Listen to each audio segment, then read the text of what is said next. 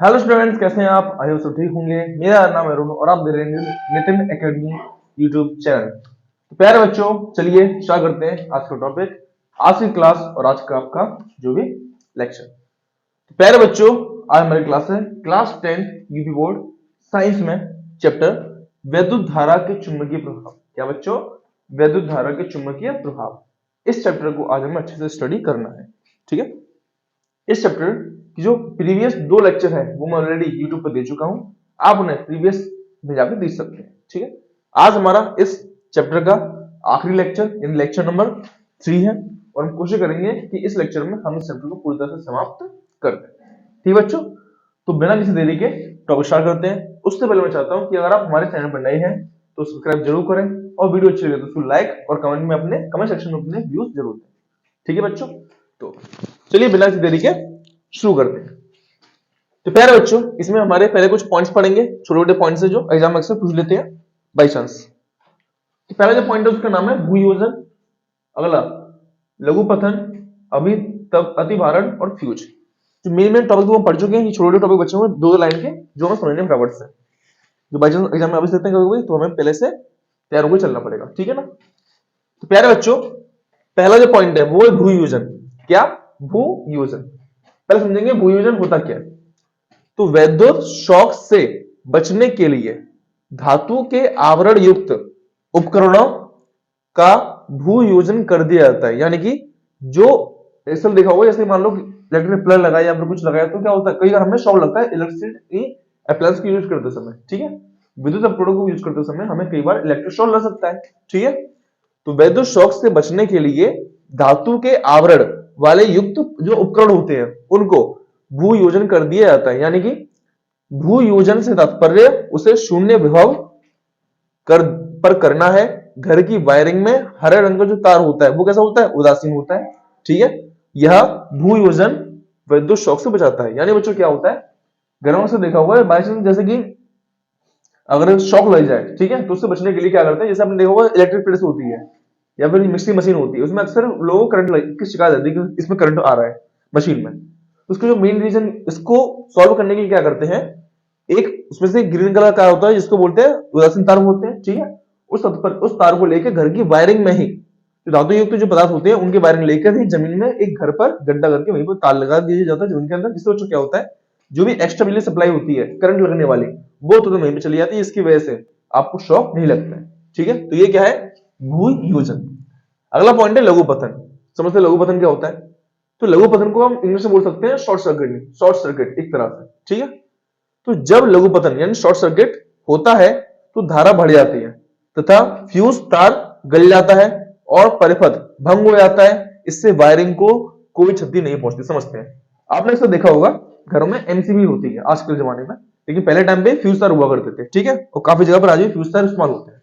प्यारे बच्चों, फ्यूज तार एक छोटा सा वायर होता है, ठीक है, जो टिन तथा शीशे के मिश्र धातु का बना होता है। ठीक है, नॉर्मली तांबे तार होता है, बट नॉर्मली कहीं कहीं जगह पर शीशे और टिन के धातु को इस्तेमाल करते हैं इस तार बनाने के लिए। ठीक है, तो बच्चों ये जो तार होगा ए बी, ये जो फ्यूज तार है, क्या जो फ्यूज तार है, इस फ्यूज तार का बच्चों मेन तार काम ये होता है, पहली बात इसका गलनांक काफी कम होता है। गलनांक क्या है? कम कम। समझते हैं, जैसे ही क्या होगा घर में अधिक इलेक्ट्रिसिटी, जरूरत से इलेक्ट्रिसिटी बाई चांस होता है ना, कभी वोल्टेज कम ज्यादा होते हैं लाइट आने जाने के समय, तो बच्चों बाई चांस कभी कभी घर में ज्यादा इलेक्ट्रिसिटी अगर सप्लाई आ जाती है, ठीक है, तो उस समय क्या होगा, ये फ्यूज तार गर्म होकर मेल्ट यानी पिघल जाएगा और वहीं की वहीं जो इलेक्ट्रिक सर्किट है वो वहीं की वहीं भंग हो जाएगा, यानी बीच में ब्रेक हो जाएगा। जिसकी वजह से बच्चों क्या होगा, जो आगे के विद्युत अप्लायंसेस है, टीवी, पंखा, कूलर, फ्रिज, वॉशिंग मशीन, जो भी मेरे इलेक्ट्रिक अप्लायंसेस जो महंगे होते हैं, खैर, तो उनको क्षति से बचाने के लिए, यानी कि बाई चांस अब वो फूक नहीं जाए, पंखा फूक जाता चल जाते, पंखा फूक जाता, टीवी फूक जाती है, यानी कि क्या होता है, अधिक इलेक्ट्रिसिटी की आने की वजह से उसकी क्षमता होती है, एक लिमिटेड क्षमता होती है हर इलेक्ट्रिक अप्लायंस की, और अगर उसको ज्यादा विद्युत दे दी जाए तो वो उसको सह नहीं पाएगा और तुरंत वहीं में खराब हो जाएगा। तो बच्चों उस डैमेज से बचाने के लिए हम अक्सर घरों की वायरिंग में एमसीबी या फिर फ्यूज तार का इस्तेमाल करते हैं। फ्यूज तार बच्चों अधिक इलेक्ट्रिसिटी पड़ने पर तुरंत तुरंत वहीं पे गल जाता है, मेल्ट हो जाता है, पिघल के टूट जाता है, जिसकी वजह से बच्चों क्या होता है, जो आगे इसकी इलेक्ट्रिसिटी इससे यहाँ की होगी आगे बढ़ नहीं पाती है, जिसकी वजह से आगे जो विद्युत अप्लायंस होते हैं वो मेरे सेफ बने रहते हैं घर वाले। तो क्या लिखा है, जब लघुपतन यानी शॉर्ट सर्किट होता है तो विद्युत धारा का मान बढ़ जाता है तथा फ्यूज तार गल जाता है और परिपथ भंग हो जाता है, यानी क्या इलेक्ट्रिसिटी ब्रेक हो जाएगा और मेरी इलेक्ट्रिसिटी आगे नहीं बहेगी। इससे वायरिंग को कोई क्षति नहीं पहुंचती, यानी कि जो घर की वायरिंग है क्या होगी, वो मेरे सेफ रहेगी और मुझे पैसे खर्च किए वायरिंग वगैरह कराने हैं वो भी सेफ रहेगी, बर्बाद नहीं होंगे। अगला पॉइंट बच्चों, अतिभारण। समझते हैं अतिभारण क्या होता है। तो जब अधिक पावर के अनेक विद्युत उपकरणों को एक साथ चलाया जाता है, आपने सुना होगा एग्जांपल ओवरलोडिंग। ओवरलोडिंग सुनी होगी आपने घरों में, पापा मम्मी के मुंह से सुनी होगी कभी कभी, वो घर में ओवरलोडिंग हो गई है। यानी बच्चों अक्सर क्या होता है, अगर एक साथ हम बहुत सारे बिजली अप्लायंस यूज कर ले एक साथ, तो बच्चों क्या होता है, इलेक्ट्रिसिटी देखिए, इलेक्ट्रिसिटी की सप्लाई उतनी ही आ रही है, तो आप उतनी सप्लाई में से बहुत सारी इलेक्ट्रिसिटी ले रहे हैं।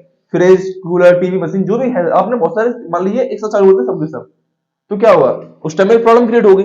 यानी कि जब अधिक पावर के अनेक विद्युत उपकरणों को एक साथ चलाया जाता है तो वे विद्युत अधिक धारा लेते हैं। इस स्थिति में बच्चों क्या होता है, बहुत अधिक ऊष्मा उत्पन्न होती है। देखिए सीधी बात है, जहां पर इलेक्ट्रिसिटी बहती है वहां पर हीटिंग इफेक्ट पैदा होता है, यानी वहां पर हीटिंग पैदा होती है, अधिक धारा लेती है। इसकी वजह से क्या होता है, ऊष्मा अधिक उत्पन्न होगी और इससे आग लगने की उससे आग उत्पन्न कर सकती है। यानी कि बच्चों अगर किसी एक पॉइंट पर बहुत सी प्लग लगा दी जाए या फिर एक तार से बहुत से कनेक्शन वहीं पे जोड़ दिए जाए, ठीक है, और बच्चों और उन तारों से ज्यादा ही ऊष्मा उत्पन्न हो, क्योंकि उसमें हमने बहुत से इलेक्ट्रिसिटी अप्लायंस जोड़ दी है, ठीक है ना। तो इलेक्ट्रिसिटी अप्लायंस जोड़ने की वजह से उसमें से एक छोटे से तार में से बहुत सी ऊष्मा बहेगी, इलेक्ट्रिसिटी बहेगी तो ऊष्मा बहेगी, ठीक है। तो उस ऊष्मा से क्या होगा, वो ऊष्मा उस तार के लायक नहीं है, जिसकी वजह से उस वायर में से आगे इलेक्ट्रिसिटी अगर बही तो वो हीटिंग पैदा करके वहां पे उसको गलाएगा, हो सकता है उस तार में आग लग सकती है। इसकी वजह से घरों में आग लगने के चांस बढ़ जाते हैं, ठीक है। तो अक्सर घरों में जो आग लगने के चांस होते हैं, वायरिंग में आग लगने के चांस होते हैं बच्चों, उसका मेन कारण होता है ओवरलोडिंग, यानी अतिभारण। यानी लोग जरूरत से ज्यादा एक ही प्लग पर या फिर एक ही जगह पर उसकी जरूरत से ज्यादा, क्षमता से ज्यादा वहां पे लोड दे देते हैं। इसकी वजह से घर में ओवरलोडिंग होती है, ओवरलोडिंग की वजह से शॉर्ट सर्किट होते हैं और बच्चों शॉर्ट सर्किट की वजह से घर में अक्सर आग लग जाती है तारों में, ठीक है।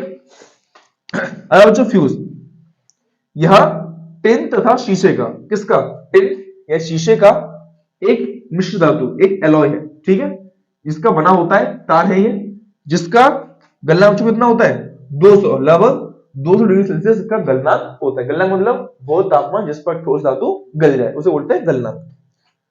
तो इसका उपयोग वायरिंग को अतिभारण तथा लघु पतन से बचाने के लिए होता है। यानी कि अतिभारण मतलब बच्चों क्या होता है, मैंने ओवरलोडिंग, क्या बच्चों, ओवरलोडिंग, यानी कि घरों में ओवरलोडिंग हो उससे बचाने के लिए, और लघु पतन माने शॉर्ट सर्किट, शॉर्ट सर्किट से बचाने के लिए क्या, फ्यूज तार का यूज होता है, ठीक है बच्चों। क्या फ्यूज तार का यूज घरों में शॉर्ट सर्किट और ओवरलोडिंग यानी अतिभारण और लघु पतन से बचाने के लिए होता है। इसका टेम्परेचर लगभग 200 डिग्री सेल्सियस होता है, क्यों, क्योंकि मिश्र धातु है और ये बना होता है नॉर्मली टिन और शीशे से, ठीक है बच्चों। ये हो गए अपने छोटे छोटे कुछ बेसिक पॉइंट। चलिए अब शुरू करते हैं इस चैप्टर से जुड़े हुए कुछ सवाल और कुछ न्यूमेरिकल्स, ठीक है। देखते हैं एक फटाफट से सवाल अपना न्यूमेरिकल जो है इस चैप्टर का पहला न्यूमेरिकल है अपना, पूरा देखेंगे समझेंगे ध्यान से। सवाल है बच्चों 3.2 10 की घात -19 कूलम। कूलम क्या है, मात्रा किसका, आवेश का, यानी क्या बच्चों, Q बराबर 3.2 10 की घात -19 कूलम। ये क्या हो गया, आवेश सवाल में दे रखा है। फिर कह रहा है 10 की घात 6 मीटर पर सेकंड, तो ये क्या हो गया, वेग, वेग यानी v, 10 की घात 6 मीटर पर सेकंड। फिर कह रहा है 3 वेबर प्रति मीटर स्क्वायर, ये क्या है बच्चों, ये मतलब चुंबकीय क्षेत्र b 3 वेबर प्रति मीटर स्क्वायर, और जो चुंबकीय क्षेत्र से कितना लग रहा है कोण 60, ये बच्चों थीटा रो कितना है 60 डिग्री। सवाल पूछ रहा है आवेश पर लगने वाले बल यानी F की गणना कीजिए। ध्यान रखें बच्चों किस सवाल में रुचि होती है, पहला दिया क्या है, दूसरा पूछा क्या है, दिया क्या है और पूछा क्या है, ठीक है। इतनी चीज आपको दे रखी है और ये आपसे पूछा क्या है। चलिए सवाल लगाते हैं सूत्र इसका।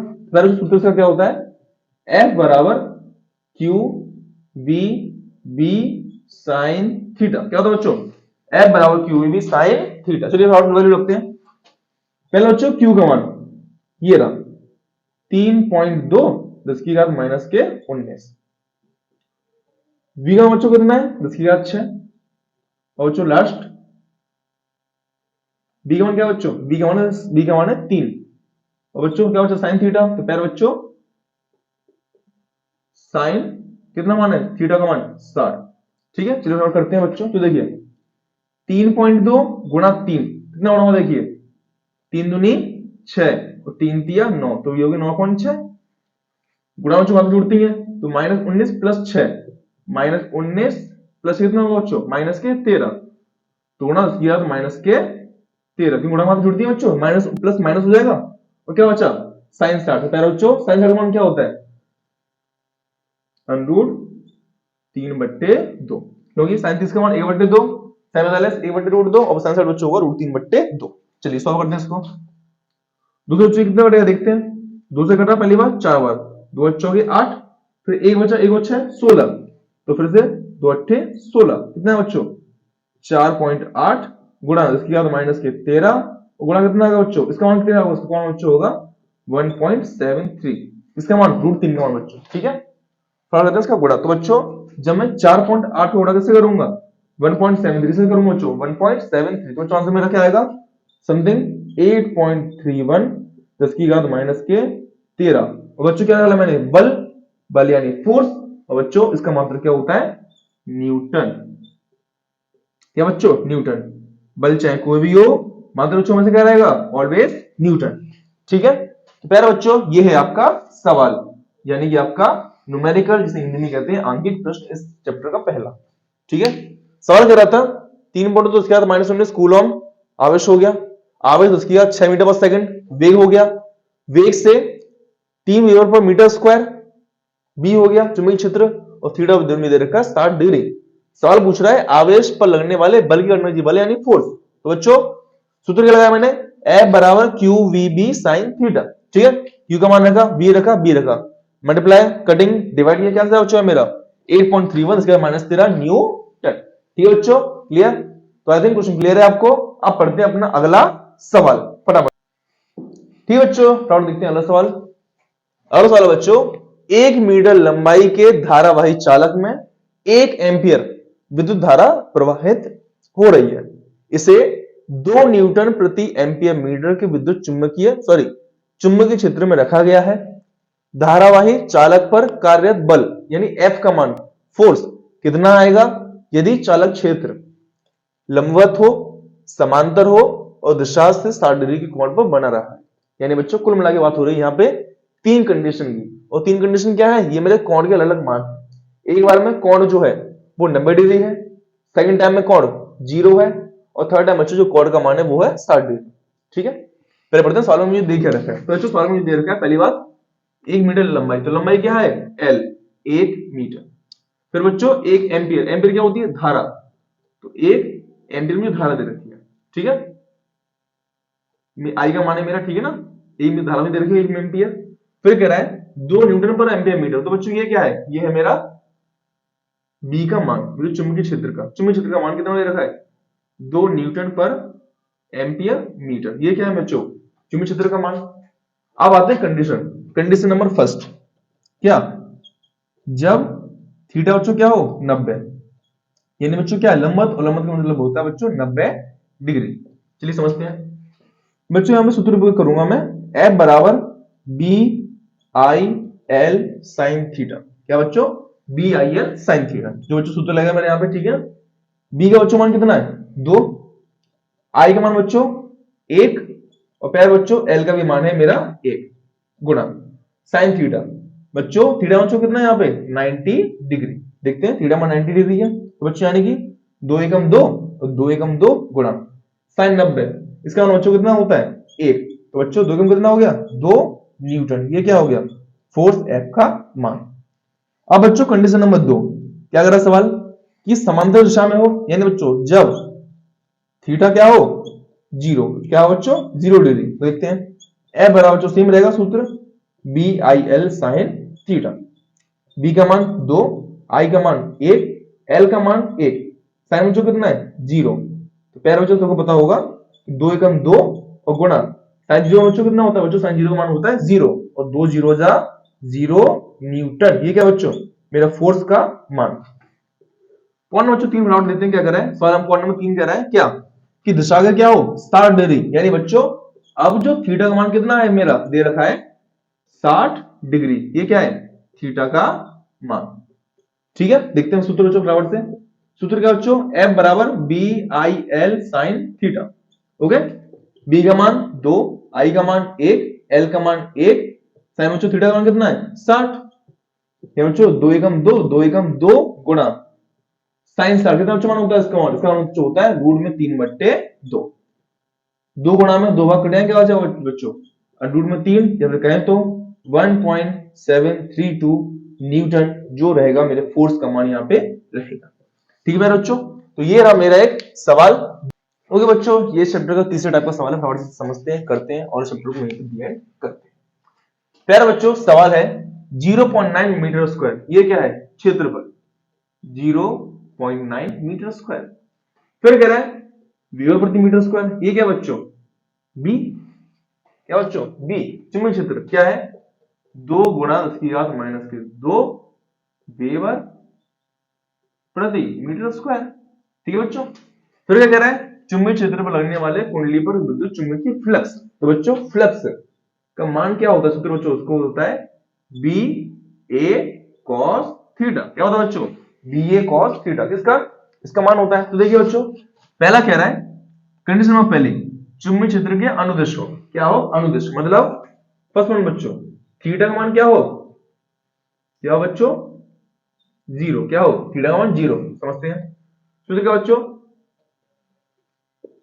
फाई बराबर बी ए कॉस थीटा, यानी कि बी बच्चों कितना है? 2 इसके बाद माइनस के 2, ए का मान 0.9 और बच्चों क्या बचा? Cos theta. थीटा बच्चों क्या होगा यहाँ पे? थीटा का मान है रखूंगा मैं 0। देखते हैं, ठीक है ना? क्लियर?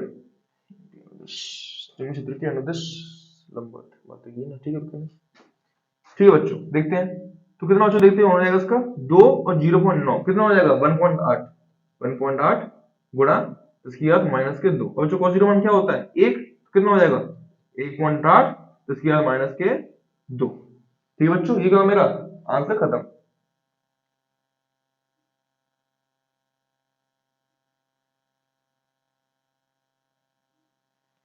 ठीक है, ठीक है बच्चों, अब आते हैं सेकंड। सेकंड फिर बच्चों क्या कह रहा है? थीटा बच्चों क्या हो? अगर 90, क्या हो? 90। सुनिए, अगर थीटा 0 होगा तो आंसर आएगा ये इस प्रकार से, क्योंकि cos 0 के मान 1 होती है। और जो थीटा 90 तो फाई बराबर बी ए कॉस थीटा। बी का बच्चों 2 इसके बाद माइनस के 2, ए का मान 0.9 और बच्चों cos थीटा मान क्या है? cos क्या है? 90। कितना हो जाएगा ये? 1.8 इसके बाद माइनस के 2 गुणा cos 90, इसका बच्चों मान होता है 0। तो बच्चों जब उसे 0 का गुणा किसी संख्या में किया था तो पूरा आंसर 0 एज इट इज हो जाता है। ये बच्चों क्या होगा मेरा आखिरी आंसर। ठीक है, पहला बच्चों इस चैप्टर में जो मुझे पढ़ना था वो इतना ही था।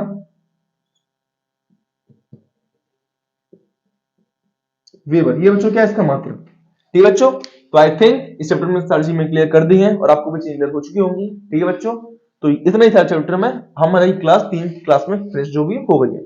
ठीक है, कमेंट बॉक्स में जरूर बताएं कि आप अगले जो हमारे लेक्चर है वो किस टॉपिक पर देखना चाहते हैं। ठीक है, और अपना प्यार हमें से देते रहे, बांटते रहे, चैनल को सब्सक्राइब जरूर करें और वीडियो को लाइक जरूर करें। ठीक है बच्चों, मिलते हैं अपने अगले सेशन में, तब तक के लिए जय हिंद।